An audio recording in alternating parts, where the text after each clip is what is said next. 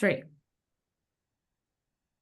Good morning, everyone. Welcome to our first webinar in English through our virtual platform, unitedforseniors.org. These events are thanks to the support of United Way Broward, the Coalition on Behavioral Health and Drug Prevention, Broward Behavioral Health Coalition, the Department of Children and Families, the Florida Department of Children and Families, and Latin to Latin. The topic today will be developed in two parts. Do you know the type of brain you have? Discover the 5 basic brain types. And for this special topic today, we have Stella Tokar. Stella is currently the CEO of Bold Consulting, featuring bold women and Mind Matters. As a neuroencoding specialist and mind master coach, Stella has served people internationally and seen lasting transformation of lives as she offers proven processes to navigate life and interrupt thinking patterns that keep people from their full potential. She is an Amazon best-selling author, former TV host, former military wife, and professional. As a woman of faith, she believes God and others are responsible for her success. Although her recognitions and awards are many throughout her career, she is most proud of the launch of 2 adult children, now married and with families on their own, making her a grandmother of 5. Married to Dr. Peter for 48 years, Stella believes leadership begins at home before serving others. Let's welcome Stella Tokar. Good morning, everyone. It's almost afternoon. Hi. How is everyone? You can unmute and just say good morning. I see Julie, Alessandra, Michelle, Good Tom. morning. Hi, how are you? And if you could turn your cameras on so we can see each other, just makes it a little more warm and cozy. So, hi. And there's Tom. Hi, Tom. Hi, Michelle. Are you able to be with us? Hi. Hi, Alessandra. How are you doing? It's awesome. Well, you can click your cameras on when you're ready. So you might be getting a cup of coffee or something like I did. I can't do without that. I drink mushroom coffee because it's good for my brain. So we're going to start right there. If it doesn't serve my brain, I've cut it out of my life. And that's the first question I ask myself. I'm trained and licensed through the Dr. Daniel Amen philosophy of brain health, and he has a Amen University, which is a credentialing courses, and I've been through 3, 4, 5 of his levels of training, and it's amazing work. Makes a big difference when you can ask yourself, is this good for my brain? Is this going to help me make better decisions and live a better life? So you've been in your registration, you were asked if you had time to discover your brain type by taking a short little 8-minute assessment. It's really a quiz. It literally only takes 5 to 8 minutes. It took me 10 minutes because I'm a very slow reader. But it's all about your brain type. It's kind of like a personality type. Isn't it empowering when you know what your love language is, you know what your personality type is, you know what your leadership style is? All of those tools help you to identify with yourself and know who you are so that you can step out in your best form. That's pretty exciting. I don't know, it's revolutionary for me. I don't know about you. So let's get started and talk about these brain types. I teach 3 levels of thinking. And brain type is all about intentional thinking. All my coaching, all my consulting, I have 80 workshops that I do for for businesses, as well as individuals and organizations. And I've been all over the world doing this work, and it's powerful. It's transforming lives and giving people permission to make the adjustments that they need to be aware of. And that's what's empowering. So let me see if I can get to the next slide. Julie, let's see. I don't see my little button. Let me see. Whoops. There we go. Mastering your mind is what really matters. So these are the 3 levels of thinking that we go in. This is a whole workshop. I'm just going to give you the 3 levels. It's intentional thinking. We have to process by being intentional about how we think, and knowing your brain type is part of that process. Then we move into change thinking. Once we understand how we think, then it gives us permission to say, oh, this is working really well. This is not working so well. And then you start making the adjustments because you've become aware through intentional thinking. So you start making those changes, and then we go through the life cycle of a change, what that looks like for every human being. Everybody goes through it the same way. It's just up to you on how long it takes you. And then we end with sustained thinking, because if you're being intentional and if you're changing your thinking, then you want to sustain it. You're making some really important decisions about how you want to live your life with intentionally and making the changes. The place of power is in the change. But then how do you sustain that thinking? What tools do you need to make it stick? And then we go through a whole process on that. So this is intentional thinking, change thinking, sustained thinking. And that's the core of understanding how to use your brain type to your advantage. See if I can get to the next slide. Okay, my motto, Julie, I guess I'm going to have to ask you to help me change the slides because they're not happening very quickly for me. My personal motto in everything I do, I rescaled my business to approach life and train people and coach people from a neural standpoint, because everything in life starts right here, how we think. Think and feel, think and feel, think and feel. Our thoughts will bounce between our heart and make us feel certain ways. And if those thinking and feeling gets into action, it becomes our behaviors. So my motto is, whatever controls your mind has the power to dictate the outcomes of your life. Bottom line, everything in life you're experiencing started with how you think about yourself, how you think about other people around you, your environment, and how you think about the circumstance or the situation you might be in. So it all starts with how we think. Next slide. So once the brain is thinking, and if it gets confused, and it gets confused often, it will easily be led into conflict. And you don't want to land there if you don't need to. But if you land through confusion into conflict, we have tools that we coach and train on also to help you get out of that cycle, because that's not serving you. Confusion just gives you the opportunity to make more change thinking, right? So when you're confused, you say, I don't want to feel this way. I don't like the way I feel. What do I need to do to get out of this loop? And it's called a pattern interrupt. You interrupt that pattern and you flip it. You decide, I don't like this emotion, is not helping me. I don't like the way I feel. How would I feel without it? What do I need to do to flip it? That's a simple process.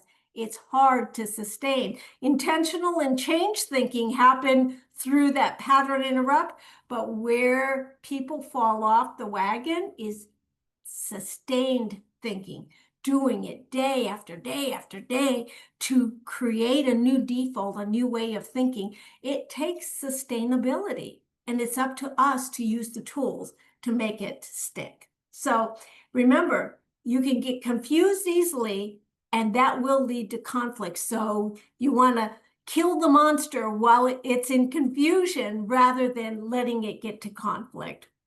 And our emotions will deceive us. That thinking, feeling, that thinking, that those emotions, we have to be careful. They are automatic negative thoughts and they can deceive us. So that's why it's important to know your brain type.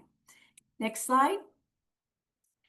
So don't get scared. We're not going to land here. I just want you to show you all of this activity that's happening in your brain right now without any direction from me or you, without any advice to my brain. It's the organ that houses all this activity.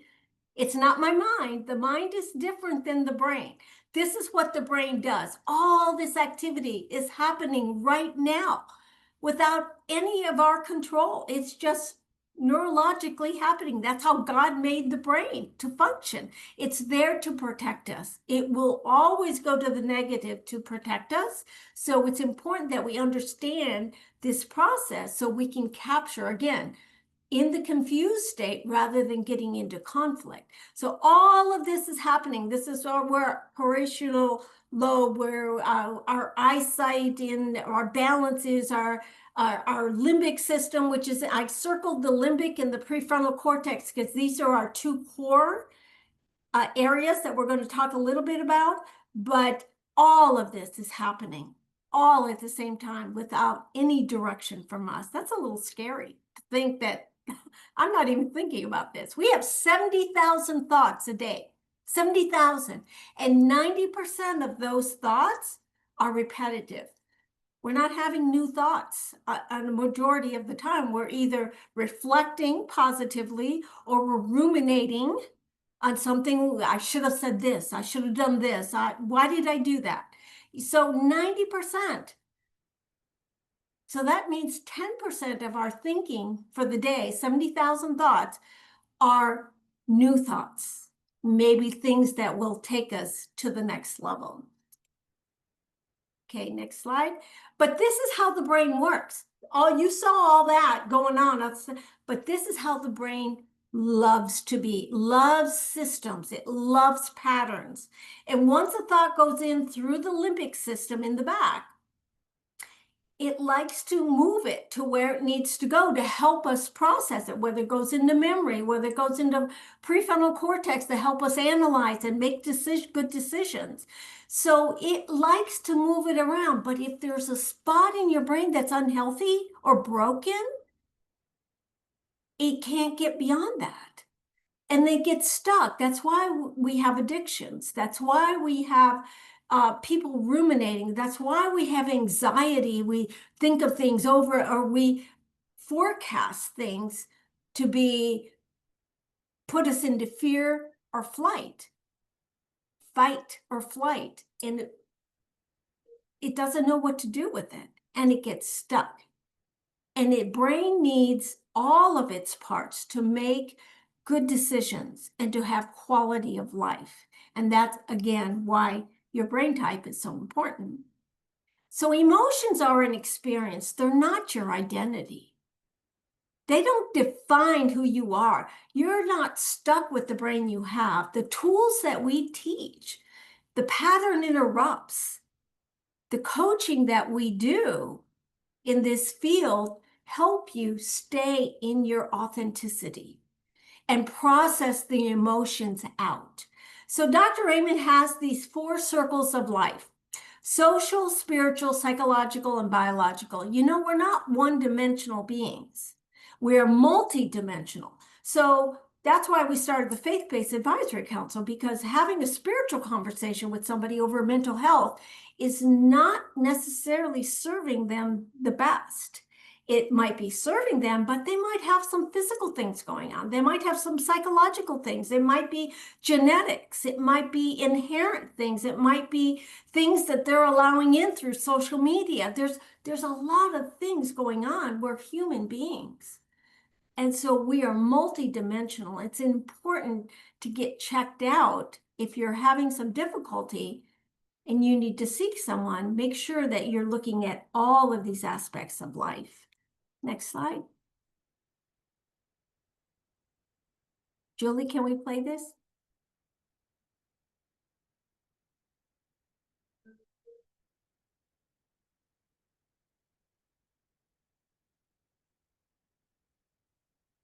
That's okay. There's no sound. It's just, this video is just enhancing what we just talked about the neural aspects of the brain and how things move around. Your neurotransmitters are part of your emotional system. They talk to each other, and they're kind of the dopamine and the goes between the neurons, and it helps create mood, and it helps your thoughts to glide through your brain a little bit more healthy. So next slide.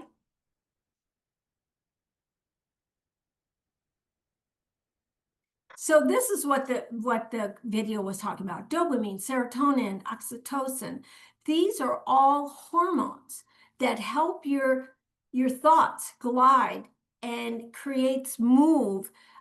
They're actually chemicals within your brain, and your brain, based on how you process life, will create these. So if you need to feel good, a dopamine fix, if you're not getting it organically from the brain, that's why people seek outside things to stimulate that and synthesize that. And it's not serving the brain, because the more external you are in creating these moods, the more you need. And that's where addiction comes in. It's just overwhelming to the brain, because the brain is not organically creating these. It's not from a healthy place. You're getting it from an unhealthy place.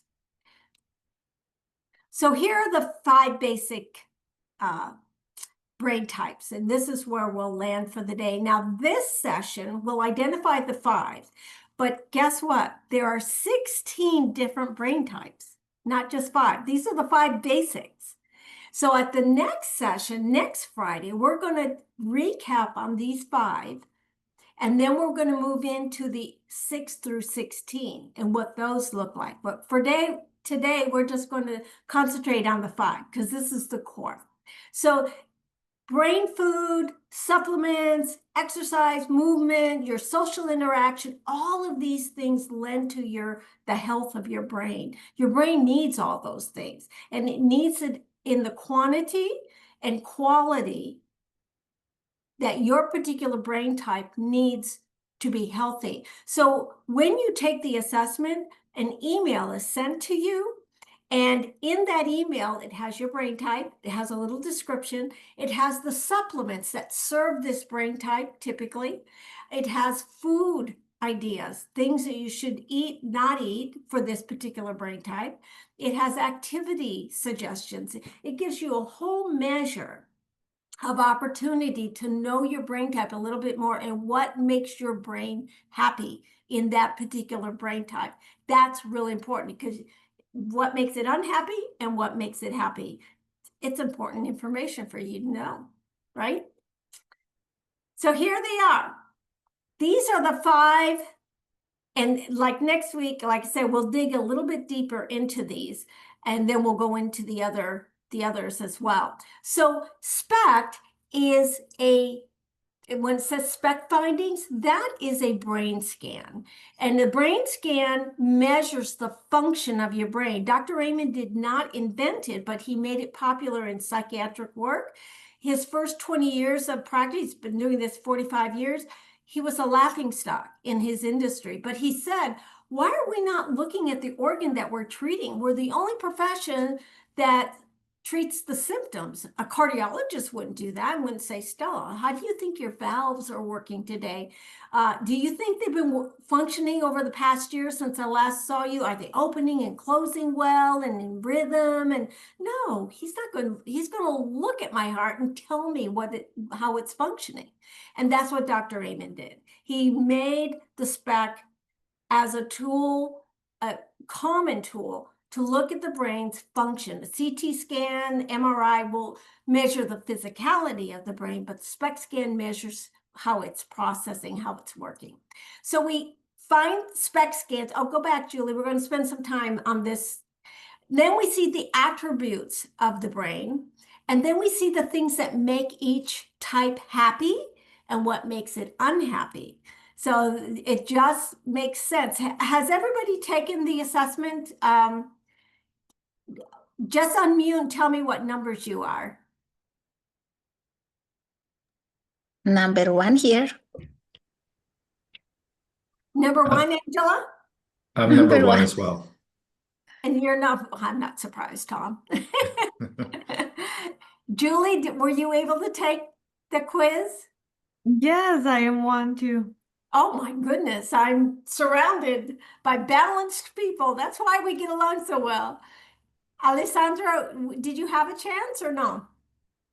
I didn't. I'm No gonna worry. say. No worry, we can come back to it next week. It's not Okay, thank you. no problem at all. And Luis? Also a 1. Okay. Gosh, you guys, that's why you're on this call. The ones get it. So, but that's okay, Alessandra. We'll catch you next week. I also am a 1, and I've taken it. I took it every 3 months for a year, thinking, different time of day, different mood, and I recommend that to a lot of people. And so they get a means, typically it's pretty spot on. And if you are, in my last workshop a couple weeks ago, I had 80 people in my brain type workshop, and they were asking the question, if I am a 5, if I work real hard, can I become a 1? And I said, typically not, but either you are, but what you can do, Dr. Amen teaches, is that you're not stuck where you're at. You're even balanced. There are some things that make us unhappy that we need to be careful of, that it doesn't drag us into an unhealthy pattern of thinking. So, and there might be some genetics that are causing us some anxiety. It doesn't mean we don't have things going on. It just means that they're not predominantly driving the way our brain thinks. So when it comes to balanced is balanced, they're pretty flexible. They're have good impulse control, and normal ups and downs. Like I said, we're not perfect, but we still have things going on. We just have a different way of managing it.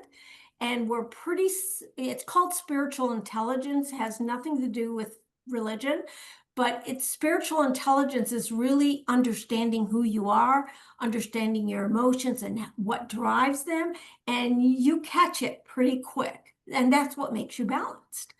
So you pretty much have healthy relationships, but chaos, risk-taking, running late, people who are undependable, rule breakers, those types of things drive your brain crazy.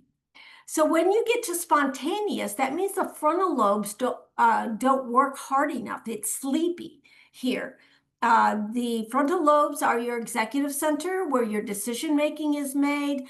You analyze things and helps you just give forethought, understand the circumstances that might come from your decisions. So the prefrontal lobe is really important, and it matures at 25 for women and 28 for men. So we have to be careful having certain expectations of our young people because they don't have this. And then the limbic system is the emotional center in the back. And the limbic and the prefrontal cortex need to coordinate regularly, because if they're not talking to each other, you can't make just an emotional decision, or you can't make just an analytical decision. That's not serving people. That's very narrow-minded, and we know what an emotional decision looks like. We don't want to do that. So the spontaneous person has a sleepy prefrontal cortex. So you can see they get bored easy. ADD is usually part of a focus issue that they have because they can't reason. They have to move around a lot, but they are out of the box thinkers, and they're creative a lot. They like brainstorming, but they have to be careful. They're not good with deadlines, and it's just hard for them to stay focused.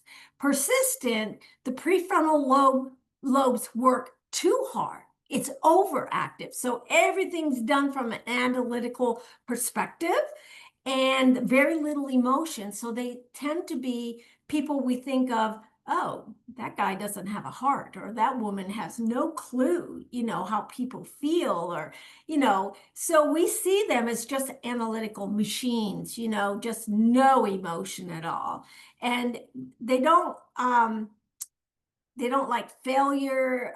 They don't like being told no, because everything's here, and it becomes emotional, even though they're not using emotion, and they stand their ground. They're immovable. So then there's the persistent, the sensitive.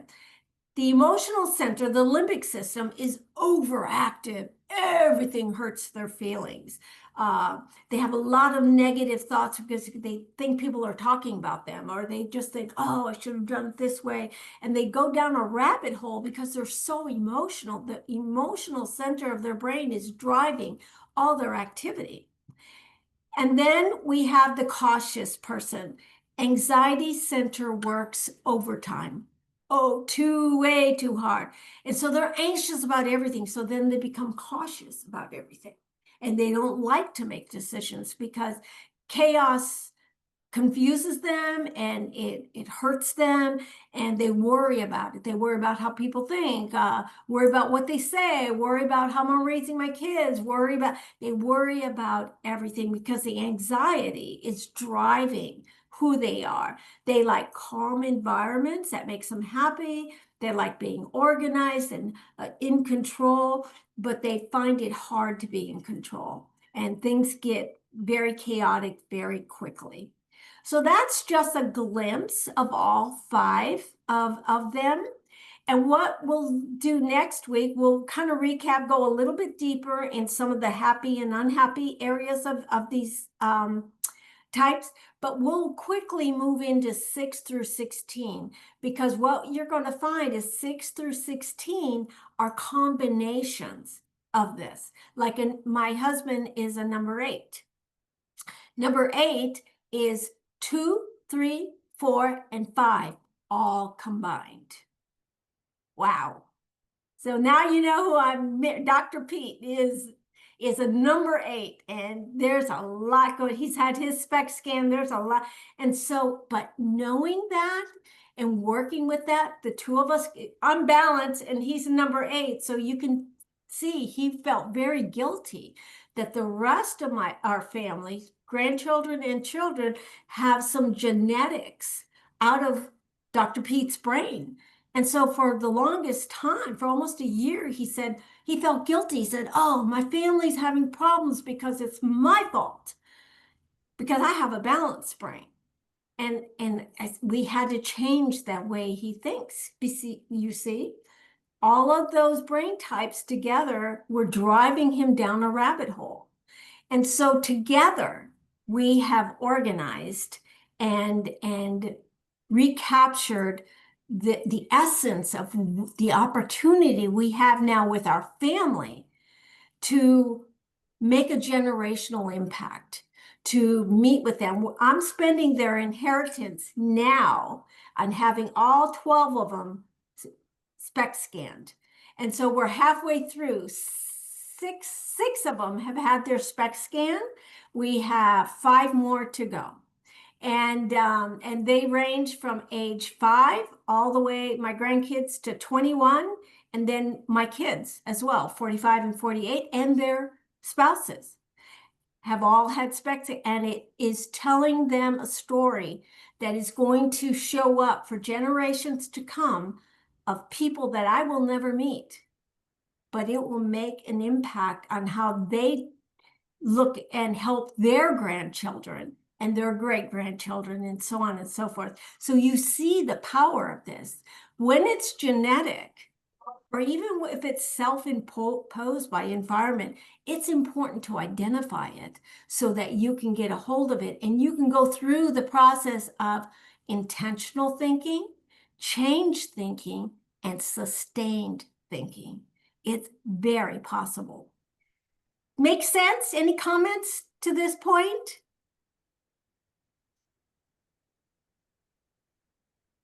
We've got just a few minutes left together. So I want to, any comments, any questions on the 5? Wow. That's never happened before. Yay. Well, that's because I'm surrounded with a lot of balanced people, I guess. So well, let's end on a few notes. And like I said, next week, I hope you're back next week so we deep dive a little farther. And just because you've been identified yet, doesn't mean that knowing the other brain types isn't going to serve you, because you might be married to somebody with that, or you might have a grandchild, or you might have a colleague. And when you can identify other people that, you know what, they might be, it really helps you give grace to the relationship and understand that person. It becomes a little more human when you think, oh, you know, I knew my son-in-law was ADD, and it took me a long time. They were married 21 years before he went and got his SPECT scan. He's in a new job, he's a new person, and he just gave a huge testimony in front of our whole church 3 or 4 weeks ago. And we live streamed, so it went out to the community at large about how their marriage was failing because of his brain and how this revolutionized his life. He's more successful than he's ever been. Their marriage is happier than it's ever been. And it was all because he didn't know he was ADD and all the things that came with it. So it's a game changer. It is transforming lives. So next slide. See, Julie, there we are. Some of the external, some things are genetic. They're just inherent, you know, and knowing is really powerful. But a lot of things in our brains are external. They're environmental. They're things we allow in. Some things are imposed on us, but some things we welcome in without really calculating where that takes us down the road. So I'm just going to show you a few slides and some brain scans of what this looks like, how this shows up in the brain. So the last one was what, Julie? There we go. Here's a healthy brain and an abused brain. Now let me explain. You see those dark areas? That's not the brain doesn't exist, that there's not something of, there's not matter there. Just means those are turned off areas. Look how much black is in there and how the brain is not connecting to each other. That dark space means there's no activity, none. So remember, the brain loves systems. It loves to have quality. It loves to be connected to other areas so it functions well. And when this is not functioning, it's not happy. The brain is not happy. So, and you know what addiction does. This is an abused brain. So you see the difference of how it lights up. And this is from ACEs. This is from an adverse childhood experience. And I know a lot about this because I was an ACEs stat. And first 10 years of my life. And I'm going to show you my brain scan before we leave today and show you what is possible. My brain should look like this or similar. It should have some disconnect in there because I went through 10 years of abuse, and it's a miracle. It's possible. You're not stuck with the brain you have, and I'm living proof of it. So next slide. Okay, this is normal control and a panic disorder. You see immediately how it starts to get darker. It starts to get disconnected. All that yellow and red is very high activity. things are happening in the brain. And you see in a panic disorder, things start to shut down. Okay, next slide. PTSD, TBI. I'm a TBI survivor. I went through a 4-year recovery from a traumatic brain injury. And for 7 months, I couldn't put sentences together, and I couldn't walk because I have a spinal cord injury as well from the accident. So again, it could be something that just happened, an episode of life. It could be imposed. There could be lots of things why people suffer from this. My husband was military. He has PTSD. So along with other conditions of his brain. So this is how things start to shut down and how they look. They start to get disconnected. Okay, next slide. Depression. No depression. You see how lit up that brain is? It's functioning, it's working together. And depression, it gets real dark, very quickly.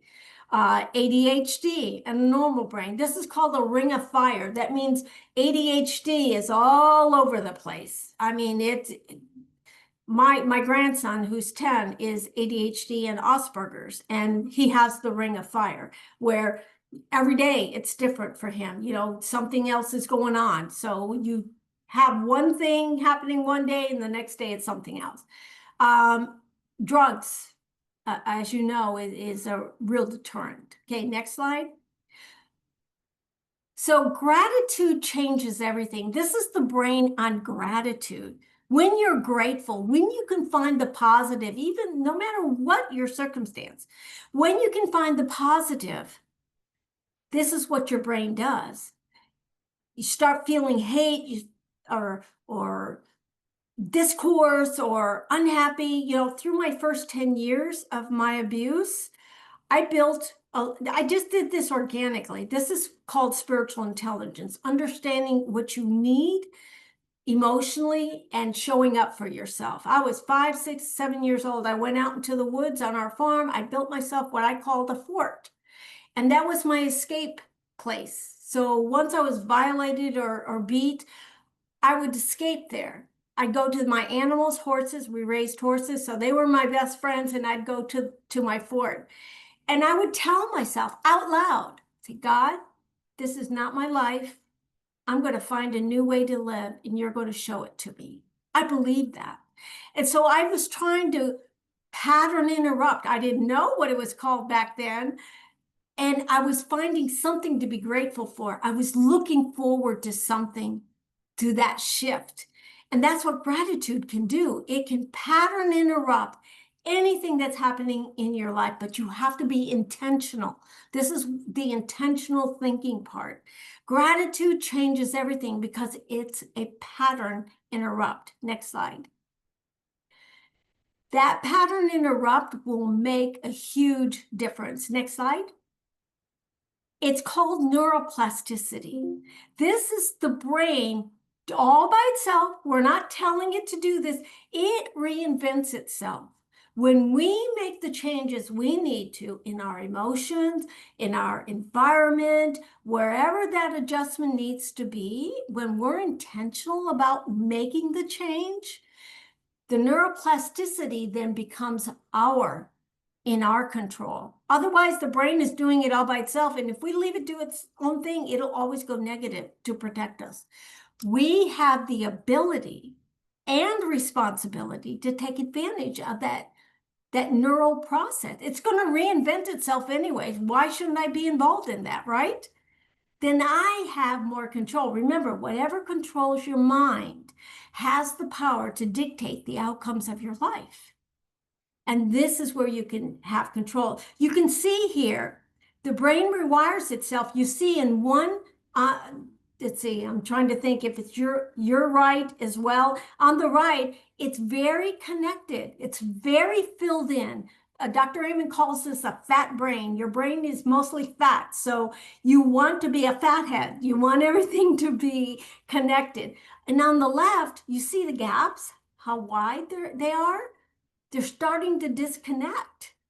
So we have the opportunity to take control of this process. It's called neuroplasticity, just reinventing itself. And I have the ability to take control of that. Next slide. So this is where we're going to end. These are my brain scans. Let's see, I can't, I guess it's your left as well. You'll see on the bottom left, there's a big chunk out, it looks like it's missing from my brain. That's where my traumatic brain injury was, where I fell flat on my head on that side.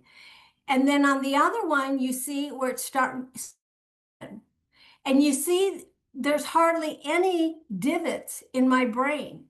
And my doctor was astonished because he said, with all the trauma as a kid and the TBIs, I've had two of them, your brain should not look like this. What have you been doing? And those are the tools that we coach and train on. It's all the things that I'm teaching and coaching on, I've used in my own life. I've got a brain like this. I'm going to be 70 in a few months, and my brain came out age 50, because of the work. I've been constantly at work, pattern interrupting. I knew that that was not the life I wanted, and I was willing to do whatever it took to find the life that I deserved and that I was called and destined to. And I've had amazing life. Okay, next slide. Julie, can you turn that on? This was 3 weeks after my accident. Oops. Thanksgiving 2019, and I am so grateful on this day of thanks to be able to be standing upright and offering any word of Okay. Thanksgiving 2019. That's enough. Okay. That's where my journey started. That was 3 weeks after my accident, and the recovery took 4 years. It just got worse from there.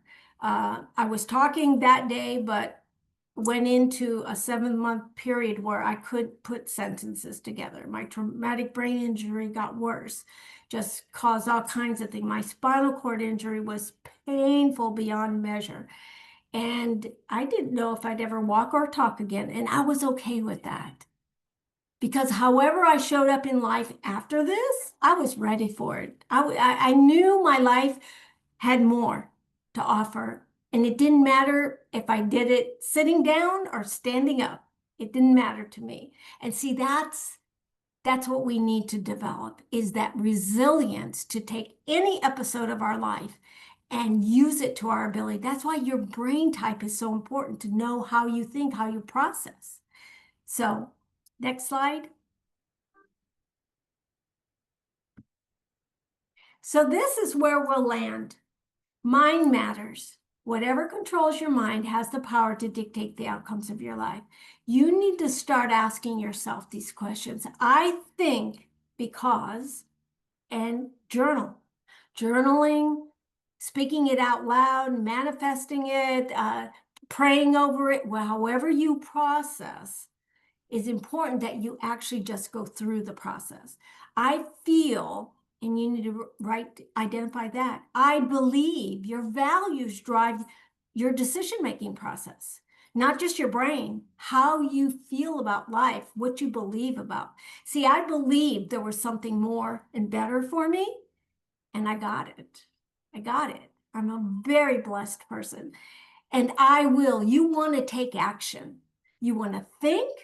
You want to identify the emotion, the feeling comes from your thinking. You want to evaluate your values, what you believe, and you want to analyze and put into motion your action, your I will.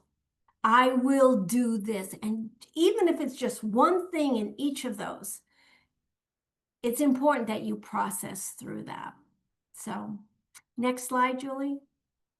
And this is where we'll pick up next week. And I want to open up the last 15 minutes to Q&A and conversation. But Mind Mastery just came out this week in paperback. It's already on the Amazon bestseller list. It's an anthology of 10 people. and I'm really excited to be part of it. This is my 4th anthology, and then my solo book will come out next fall. So click on and go to the Amazon page, and that QR code will get you anywhere you want to go in getting in touch with me, and we'll pick up from here next week. So comments, questions, was it information overload or was it helpful? Absolutely. Wow, so amazing. Thank you so much, Stella. We truly, I think a lot of us are like, wow, right? Like now we know more about our brain. Now we know, and after taking the test, it was interesting. So thank you so much. It was really an eye opener, and can't wait also for next Friday to find out more in deep about what is our brain type and understanding it. So I think it has been an eye opener, and I don't know if anybody else have some comments. Let's look at the chat. I saw some great info. Thank you, Stella. Pretty clear. Brain type 1, fit score 676. Julie, yay. Okay, so impressed. So much knowledge. So thank you all for all these comments in the chat. I see another one. Let's see. How do you feel about neuroplasticity? The brain's reinventing itself anyway. So how do you feel about having some input, having on that process? Does it make you feel like control is in your hand, or at least the power?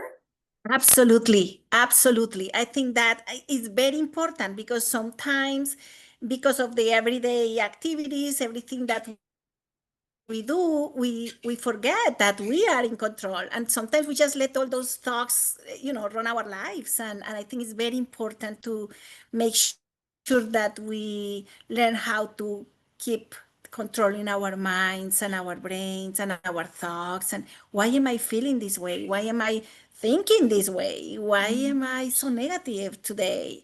So I think it's important.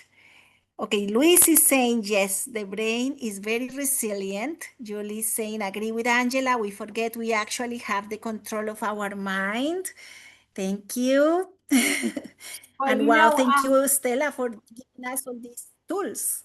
My pleasure. As a woman of faith, scripture is important to me. And in scripture, it says to take our thoughts captive and to renew our minds. I mean, it's full of other things, but those are really two hot verses in there.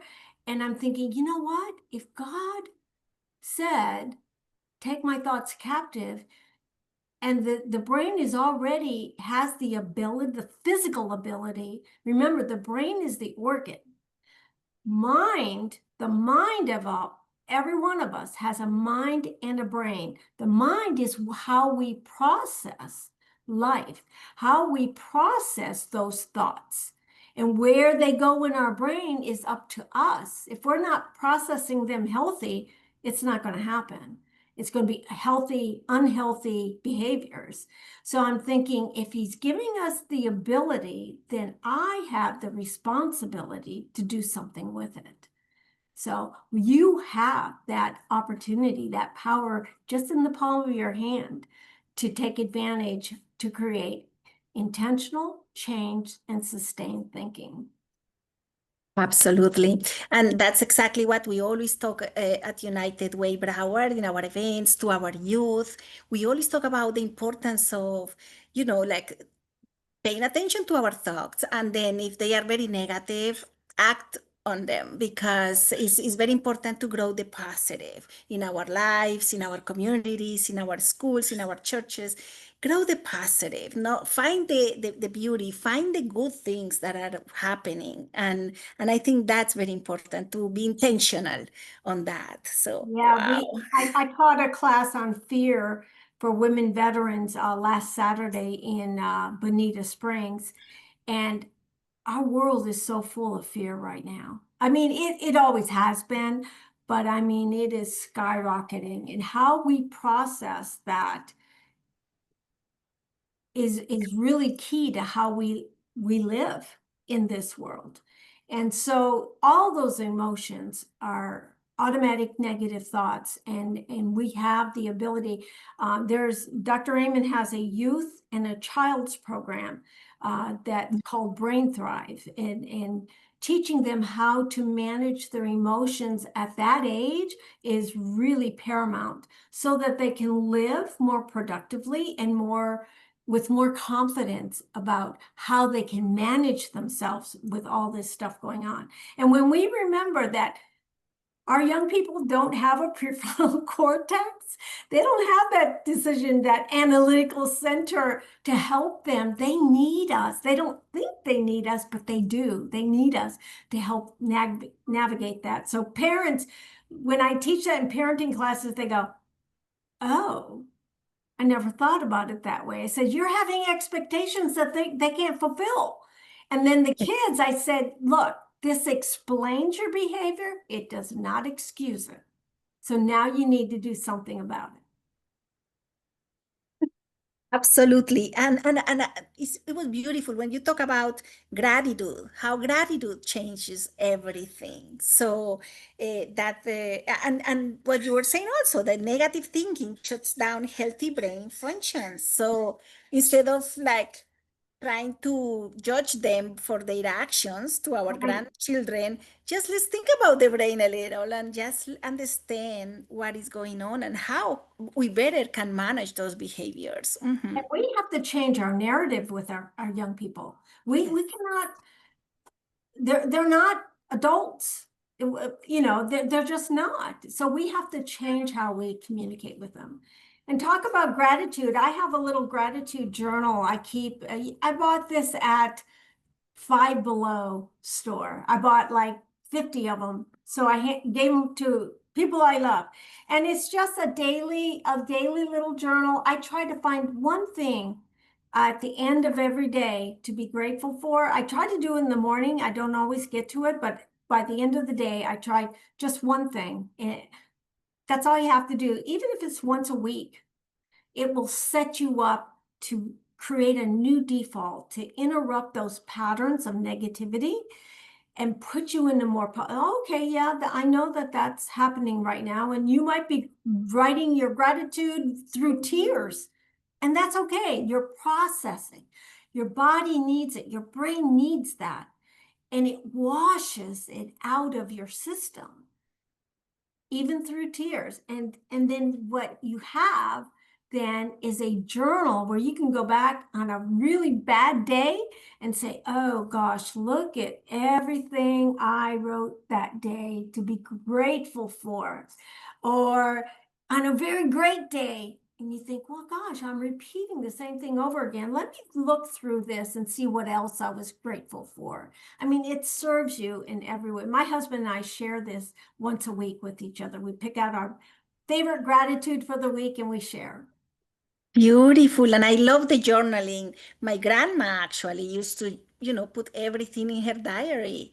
And after she passed away, I had the opportunity to read some of those writings, and that helped me understand a lot of the things that were happening in the family. And it was a beautiful experience. I was like, wow.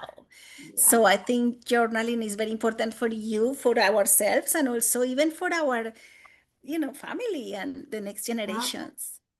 Well, I Beautiful. really want to encourage you all as we get ready to close our time together for this week. Your story is your story. Don't let someone else write your story. Know yourself well enough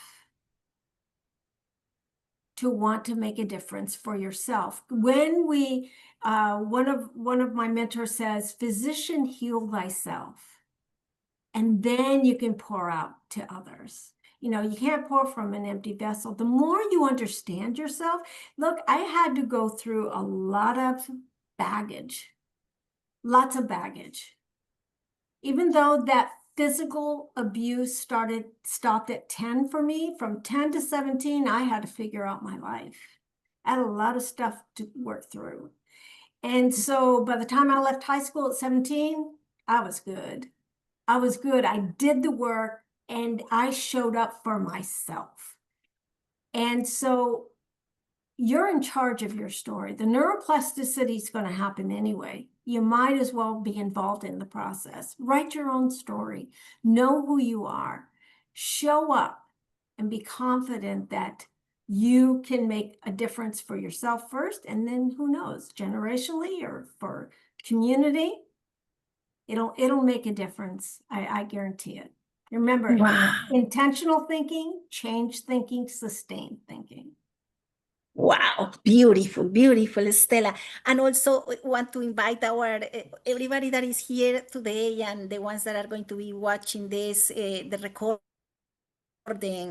to please take the brain health assessment, to go to that website and enjoy being yourself. Be very honest with you. Try to understand and find the real you, because sometimes we put all these layers, right? We're so afraid, and then we put all these layers and layers. So let's start removing those layers. Let's start being ourselves, enjoy being who we are, and try to find that calling, right? Like, why am I intended to be in this world? And wow, this is so fantastic, Stella. Thank you so much. I'm not so sure if anyone wants to Pleasure. open the camera, say some things, if anyone wants to share Anyone? their thoughts, their comments. Are you happy with the brain types? Anyone? I think everybody's Yes, thank you, happy. Stella. As always, we learn so much from you. I'm so Yes. happy from this session. I'm grateful. Well, thank you guys for showing up. Invite someone next week. We'll Yes. recap a little bit, catch them up, and then we'll move forward. Absolutely. Let's take that deeper understanding of our brain type. So next Friday, October the 3rd, from 11:30 to 12:30, let's discover our brain types, number 6 to 16, right? Yes. All right. Yes. Thank you all for being with me today. Make it a great day and a great weekend. Beautiful. Thank you. Thank you. Bye, everybody.